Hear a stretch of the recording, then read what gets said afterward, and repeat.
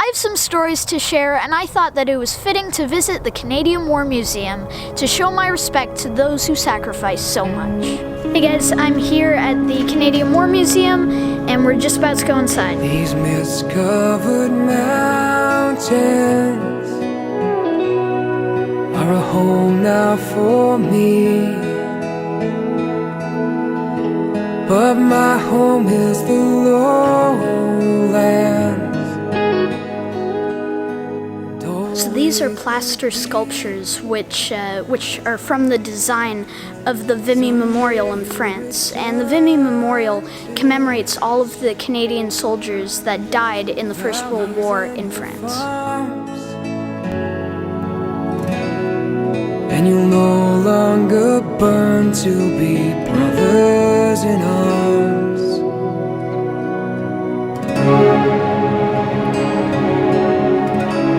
Through these fields of destruction, baptisms of fire, I've witnessed your suffering as the battles reached higher, and though they did hurt me so bad, in the fear and alone. So I'm about to read to you a letter written by my grandmother's great uncle, whose name is James William Williams, and sadly he was killed in the Battle of the Somme in 1916. And by the way, I'm not actually reading the actual letters because they're too valuable to get damaged. I'm just reading a printed version of it. So here it goes. Monday, 2:30 a.m., September 11th, 1916. My dear Nan and Daddy, I am writing this by the light of the moon at 2:30 a.m., sitting on the fire step of a trench. Things are pretty quiet tonight, just occasional shots with a few bursts of machine gun fire. Our friend the Boche, or the German, is just 160 yards in front of us. I received a letter from you this morning. In fact, I've had quite a number from you lately, but have not had time to answer them. We will be leaving the trenches before long for a rest, bath, and brush up generally. We will have had 24 days of it working, 19 hours a day, and very often 21. In the front line, the officers go to bed at 6 a.m. and get about 4 hours of sleep. The men are getting pretty tired. It's the first time in and 24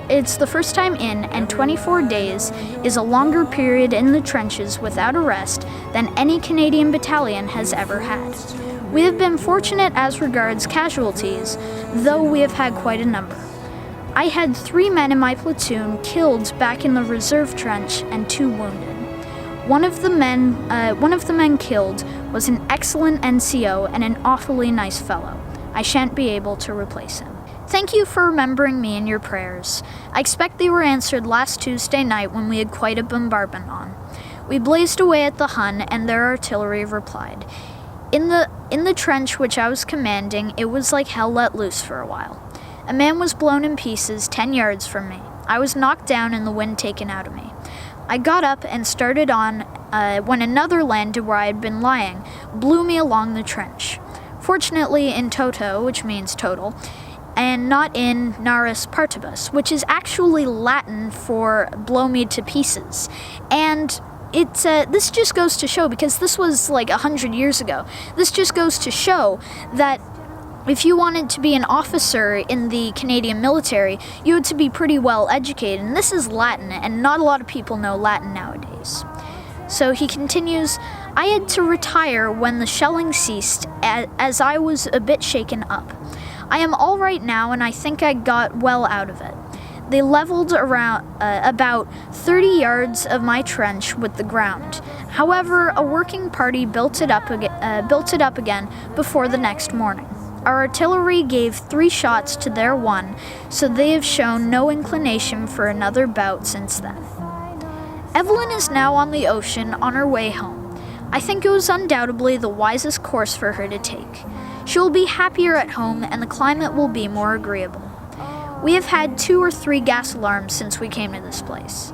They are rather terrifying at first. The gas has never reached us yet, but on occasion of the first alarm, we really thought it was coming. One of my sentries said he heard the hissing noise it makes when coming out of the cylinder and shouted, "Here it comes."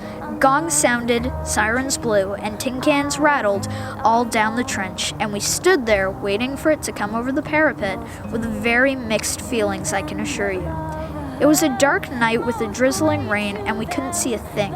A flare went up and the men looked very uncanny with their gas helmets on the bi-goggles, with a rubber tube sticking out the front to breathe out through, and on top of it all, their steel helmets. It was a great relief when the order came down an hour afterwards to take the helmets off as the gas had passed over some distance to our right. I have had 3 different servants during the last 3 days. The night I was biffed about my man while coming up a communication trench was blown 6 feet in the air. He was coming to join me, which he did, apparently none the worse for his ascent. The next day, however, he was a bit broken up and asked to be relieved. So I got another man who wore his boots right down to his socks, so I got to get another. In the meantime, my first man had been wounded in 3 places. Not seriously, but he is hors de combat, which means out of combat, for some time. I think my present man will be kept on permanently. For a servant out there, you do not want a valet who will keep your trousers nicely pressed, but rather a stout fellow who will plow through the mud and water after you with a bomb in one hand and a cup of hot coffee in the other. While the moon is on the wane and the lunaral letter must end, I will now patrol my trench and see that all are awake. My love to my fair sister and brother and yourselves. Your letters are very welcome. Your affectionate son, J.W. Williams.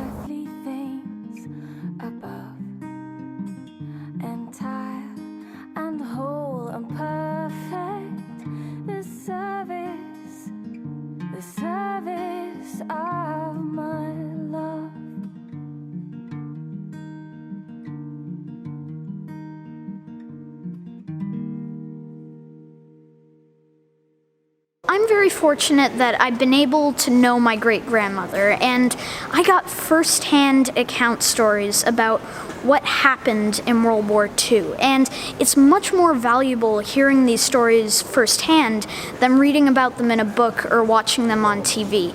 And out of all the stories that she told me, there was one that I really loved, and it was when she was out getting potatoes for her family, and she was pretty far away from her house, and then these air raid sirens started to go off, and that means that the enemy's coming and they're bombing the area. So she was far away from her house, she couldn't get back, and usually when these sirens go off, you have to rush back into your house and get into a bomb shelter. She was nowhere near a bomb shelter, nowhere near her house. So she runs into this abandoned house that's closer by, and she sits under one of their tables until, and then the bombs start falling, and then finally they ease down and stop, and then she was able to go back home. And it just goes to show how tough life was at one point, or in many different points in history. And I'm so lucky and so fortunate and glad that I don't have to experience that.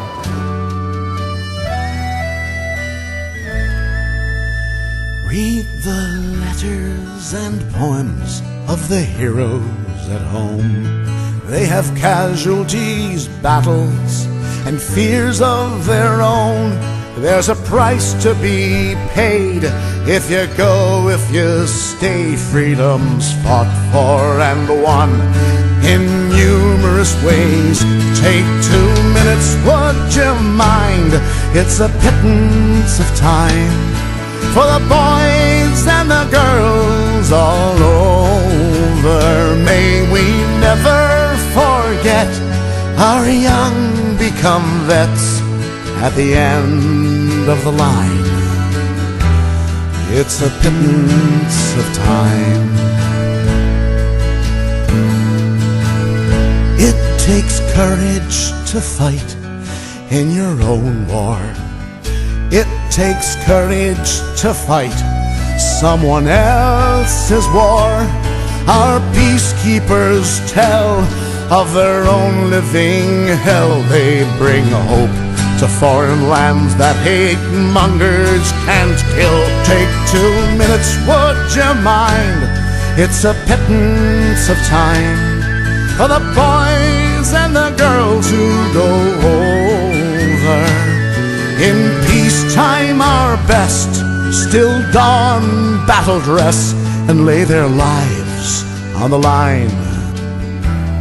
It's a pittance of time. In peace may they rest, lest we forget why they died. Take a pittance of time.